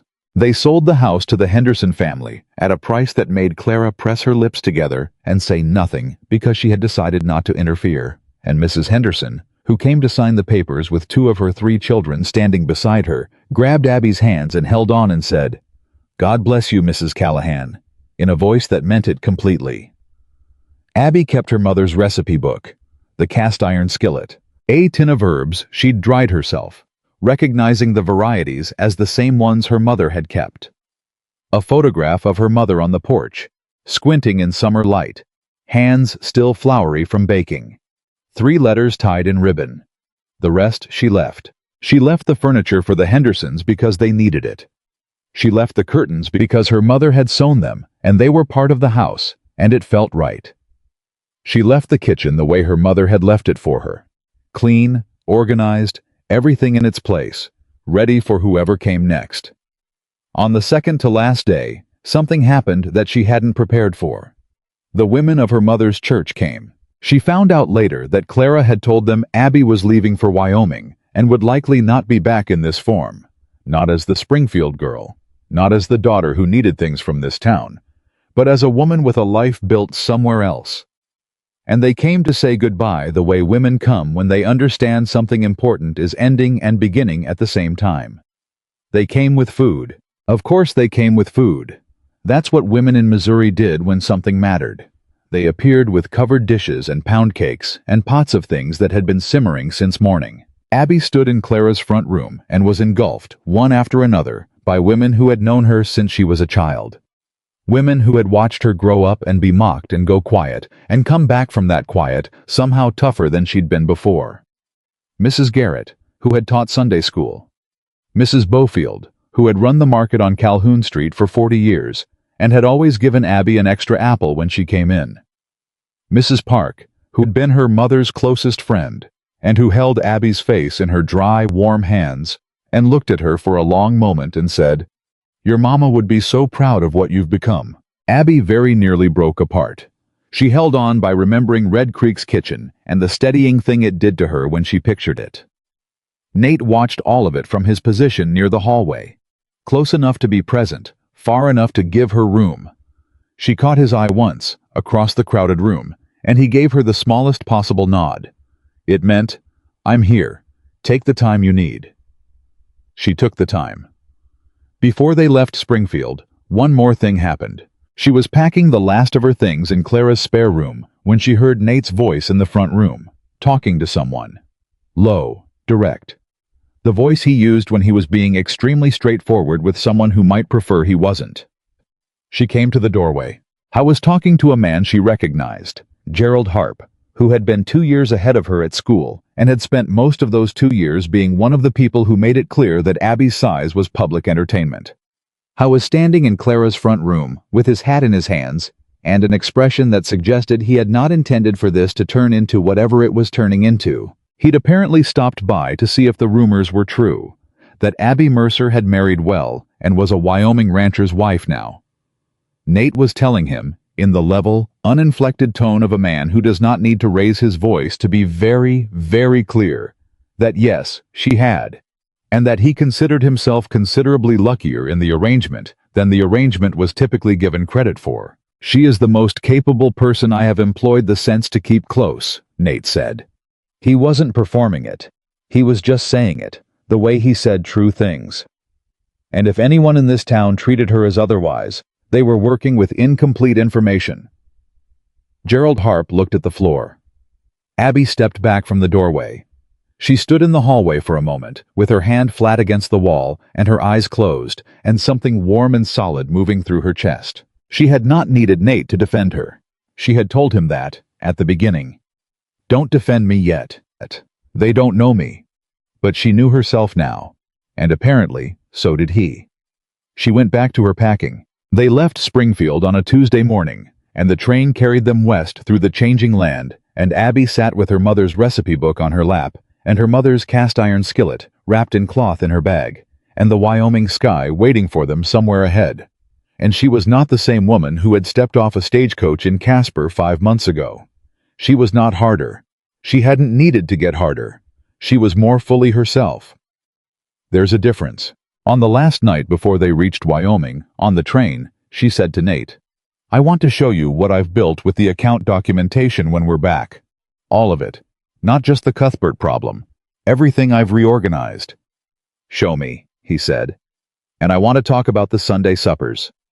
He looked at her. "The community ones," she said. "I've been thinking about it for weeks. The ranch kitchen is large enough. Once a month, or once a week if we can manage it. Open table. Whoever needs it." She watched his face. "I know it costs." "We'll figure out what it costs," he said. "And we'll figure out how to afford it." "You haven't heard the full plan yet." "I don't need to," he said. "I've seen how your plans work." He looked out the window at the dark country moving past. "I trust your math." There it was again. That thing he did without knowing he did it. The simple, direct, utterly unsentimental expression of the thing that was also, she was becoming more and more certain, love. She leaned her head back against the seat. She thought about the Henderson children running through the rooms of her mother's house. She thought about Mrs. Park's dry, warm hands on her face.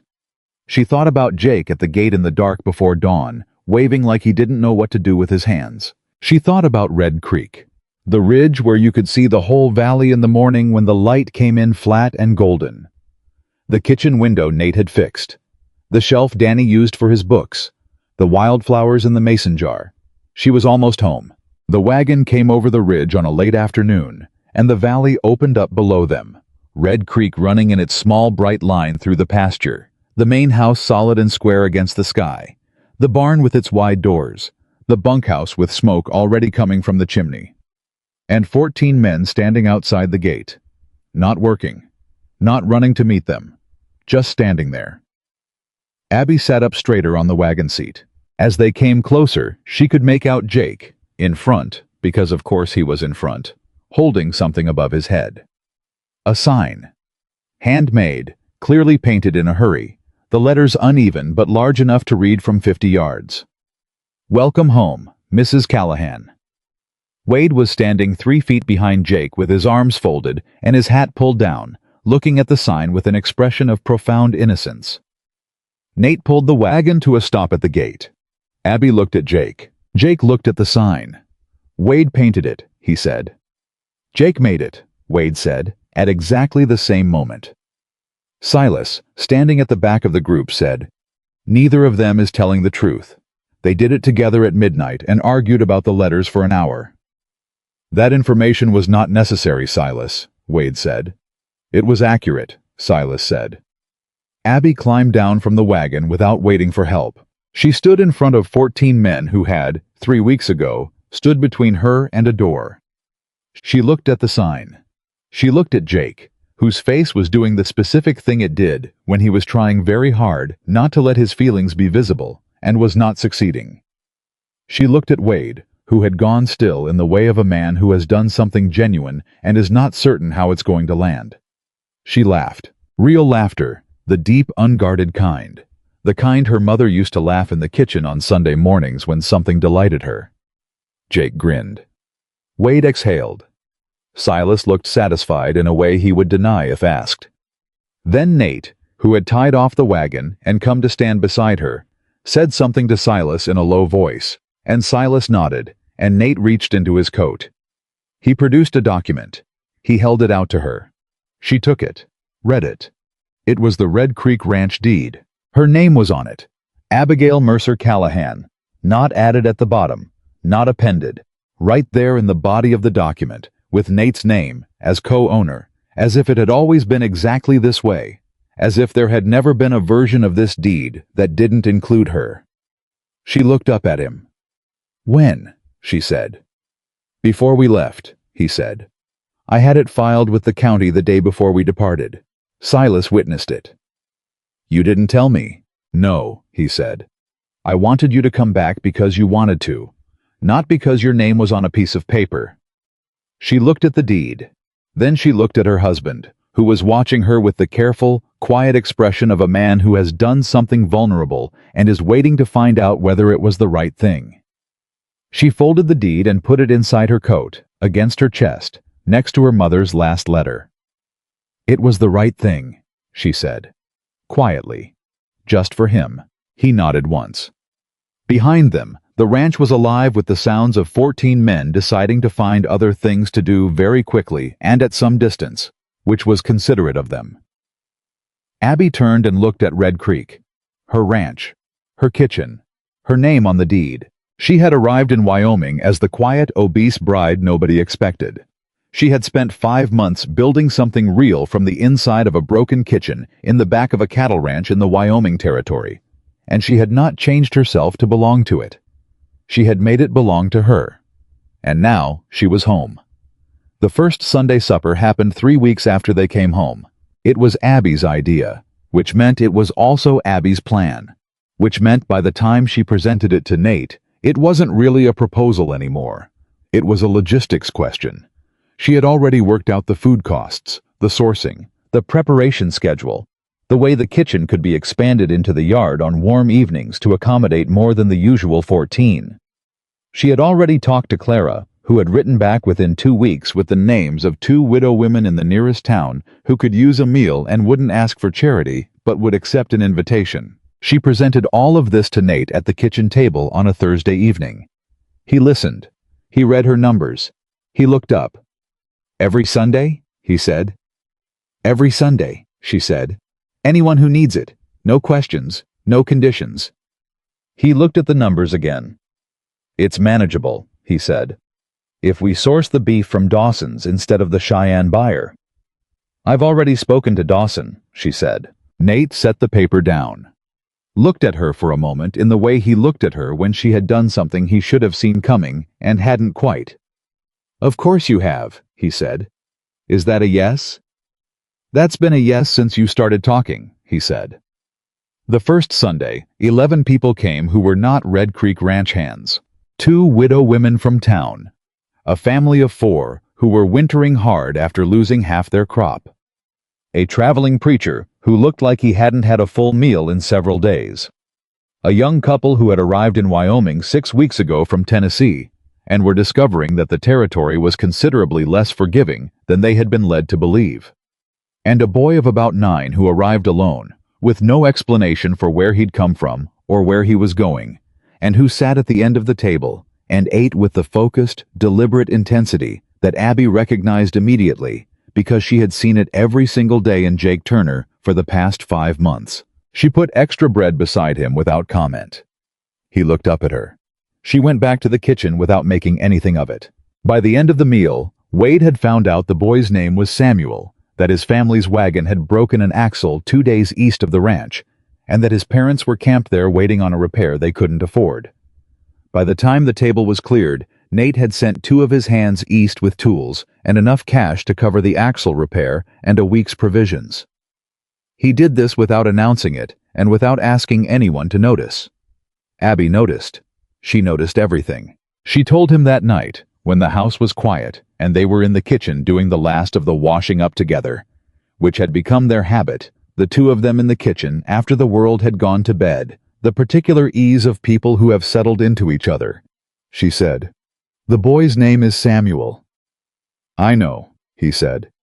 "You sent 2 men and money without him asking." "He didn't need to ask," Nate said. He handed her a dish to dry. "You taught me that."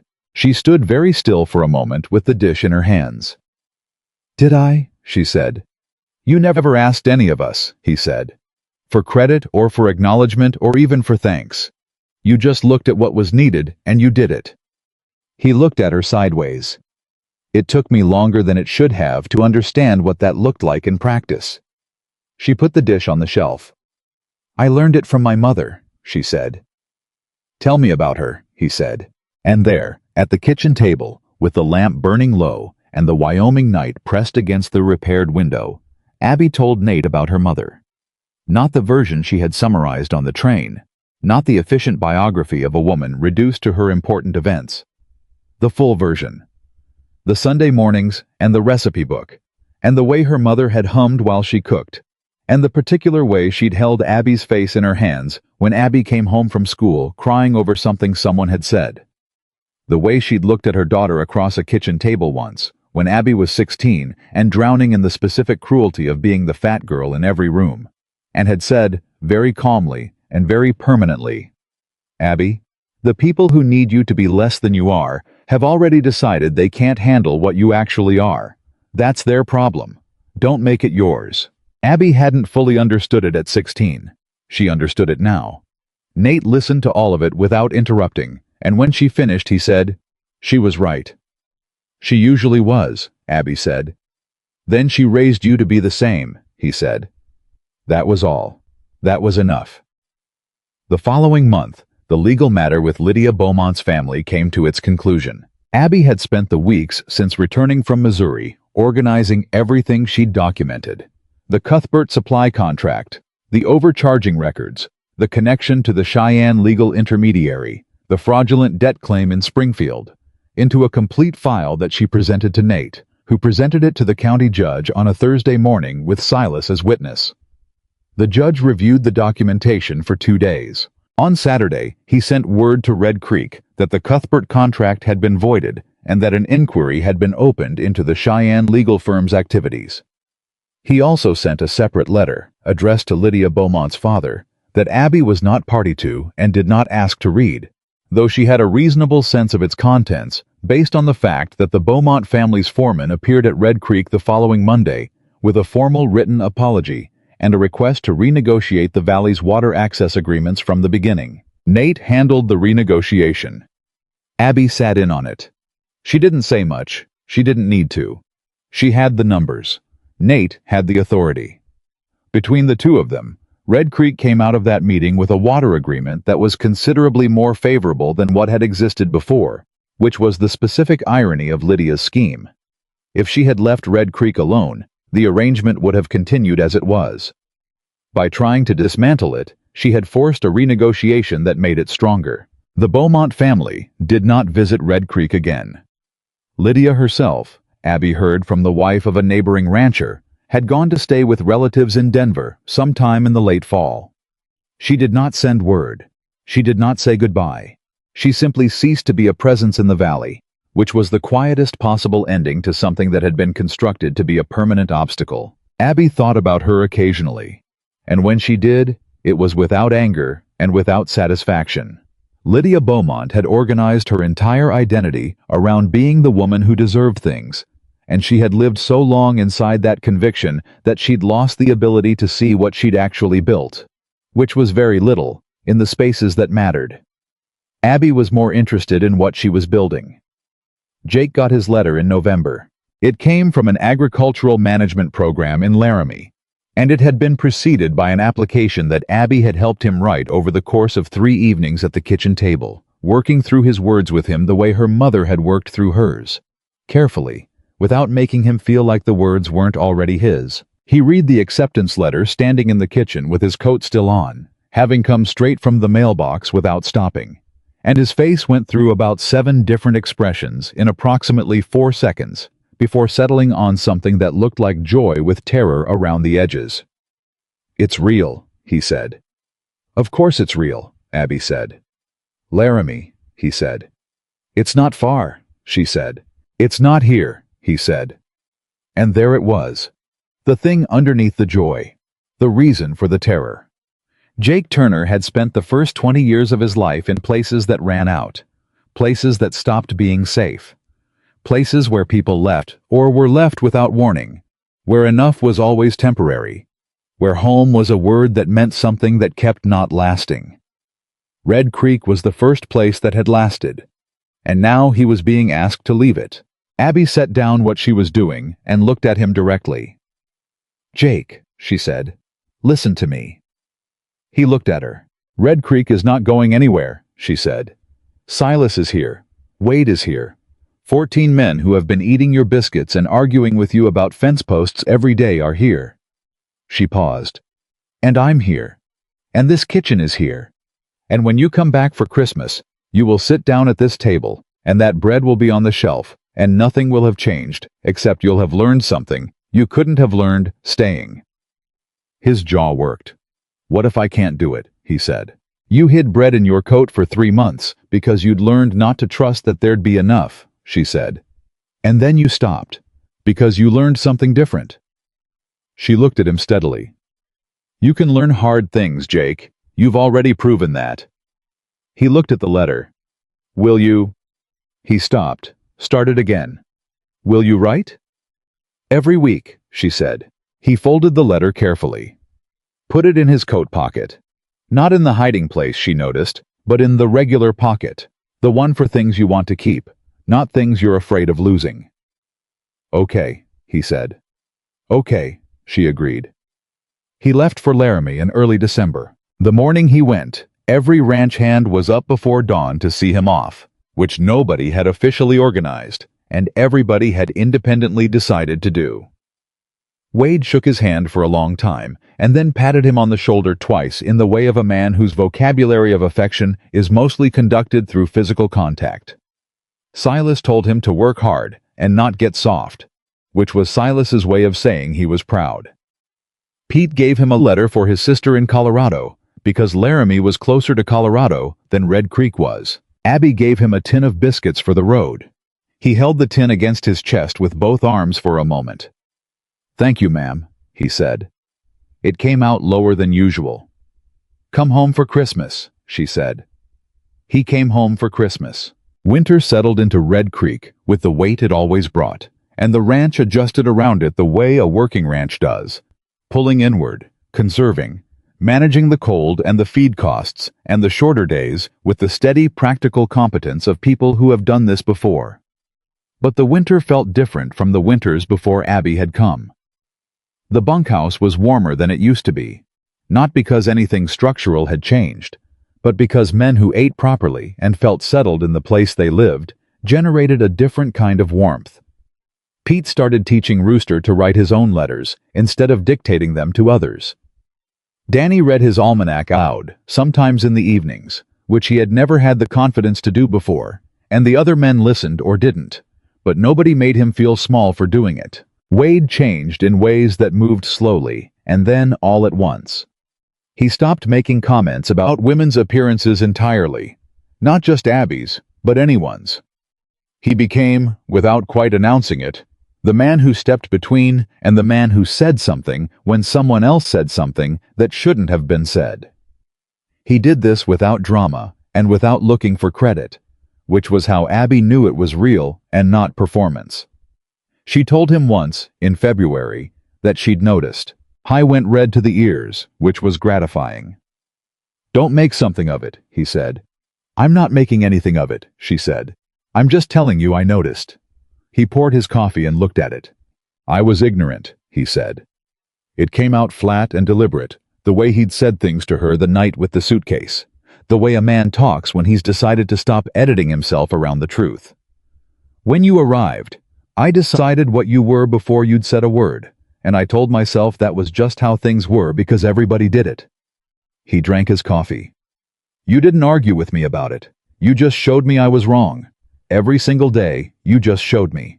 "That's the only argument worth having," she said. He looked up at her. "Your mother teach you that?" "She did," Abby said. He nodded, drank his coffee. "She sounds like she was worth knowing." "She was," Abby said. Silas retired from daily foreman work in the spring. He did not retire from Red Creek. This was a distinction he made very clearly on the morning he handed his foreman responsibilities to the man Nate promoted, and which he reinforced by continuing to appear at the kitchen table every single morning at 5:15 for coffee, the same time he'd appeared every morning since Abby had started making the good kind. "Retirement doesn't include giving up breakfast," he said, on the morning after his last official day, settling into his chair with the specific authority of a man who has decided what applies to him and what doesn't. "I didn't say it did," Abby said, "just making it clear." "It's clear, Mr. Boone." He drank his coffee. Then he said, without looking up from his mug, "I told Nate in the second week you were here that you hadn't changed the kitchen. I told him you'd changed the men sitting in it." He set his mug down. "I was right about that, but I was only half right." She waited. "You changed the ranch," he said. "All of it. Not just the men, the whole character of it." He did look up then, directly at her, with the full weight of a man who had watched Red Creek for 20 years and knew precisely what it had been and what it had become. "This is a different place than it was when you arrived. Better. Permanently better." He picked his mug back up. "Thought you should hear that said plainly." Abby pressed her hands flat on the table. "Thank you, Mr. Boone," she said. "Silas," he said. She looked at him. "Been here long enough," he said. "You can call me Silas." It was, she understood, the highest thing he knew how to offer her. "Thank you, Silas," she said. He nodded once and went back to his coffee. One evening in late spring, about a year after Abby had first stepped off that stagecoach in Casper with one battered suitcase and enough old hurt to fill 10 more, she stood at the kitchen table making bread while the supper crowd settled around her. The ranch hands were louder than they'd been in winter. Spring did that to men who worked outside. Returned something to them, some excess energy that cold months compressed down into endurance. Wade was arguing with Pete about something that had apparently been argued before and would be argued again. Rooster was reading a letter from his family in Texas out loud to Danny, which meant Danny could listen and offer his opinions without having to admit how much he'd come to value the practice of letters being read aloud. Two of the newer hands, young men who had come to Red Creek after word had spread through the county that it was a place worth working, were listening to the older men with the specific attention of people who understand they are in a room where something is being modeled. Jake was home for the spring. He sat at his corner of the table with a book from Laramie open beside his plate, though he wasn't reading it. He was listening to Wade's argument with Pete and adding commentary from the corner of his mouth in the way of a man who has been away long enough to come back, seeing things slightly differently, and is enjoying the perspective. Abby worked her hands through the bread dough and watched them all. She thought about the first night. The stew. The silence. 14 plates coming back clean. The way she'd stood in the kitchen doorway and watched them eat and felt useful for the first time and known, without being able to say it yet, that useful was not the same as belonging, and that she was going to need to earn the difference. She had earned it. She had earned it in ways she hadn't expected.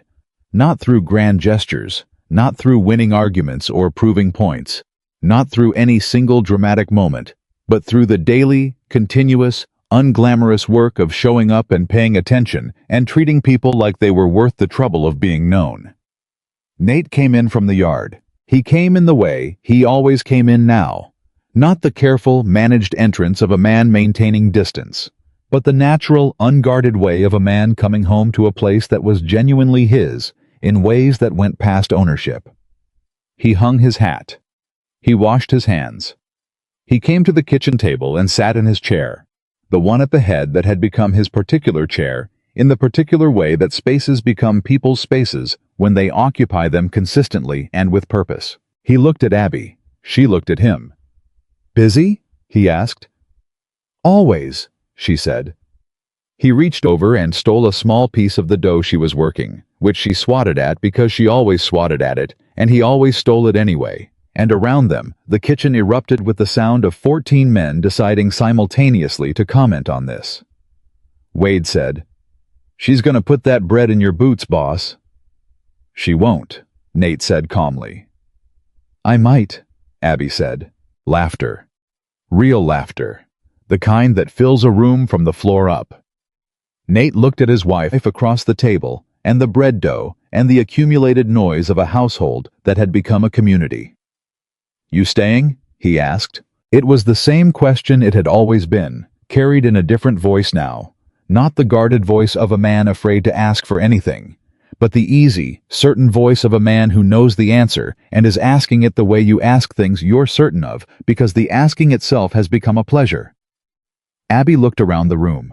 She looked at Jake, who had put his book down and was grinning at her from his corner. She looked at Wade, who was stealing bread from the basket and pretending he wasn't. She looked at Silas, who was sitting in his retirement chair drinking his evening coffee with the expression of a man who has decided he is satisfied with how things turned out.